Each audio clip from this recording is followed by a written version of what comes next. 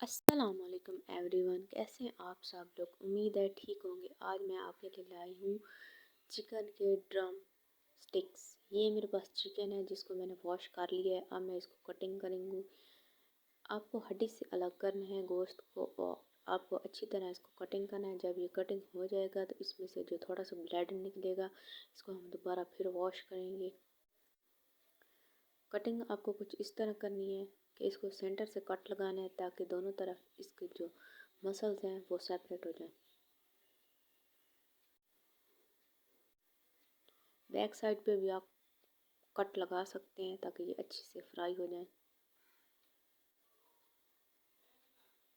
ये देखिए मेरे पास ये बाउल है और अब मैं इसमें डालूंगी ये वाली चिकन जो कि मैंने दोबारा इसको वॉश किया था। अब हम इसमें स्पाइसी थोड़े थोड़े शामिल करेंगे।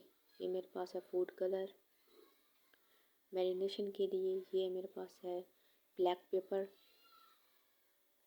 अब हम इसमें डालेंगे वाइट पेपर। ये नमक है, आप अपने हिसाब के मुताबिक डाल सकते हैं। ये मेरे पास पिसा हुआ ज़ीरा है।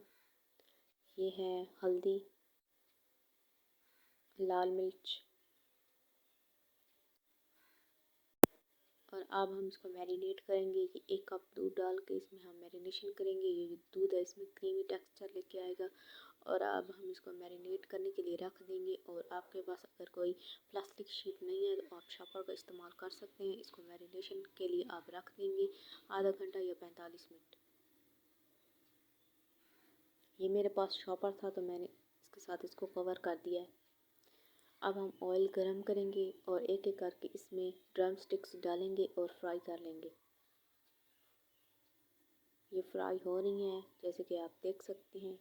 ये बहुत ही लजीज बनती हैं और बहुत ही आसानी से बनने वाली ये रेसिपी है। अगर आपके घर अचानक मेहमान आ जाएं तो ये बनाएं और सबका दिल जीत लें।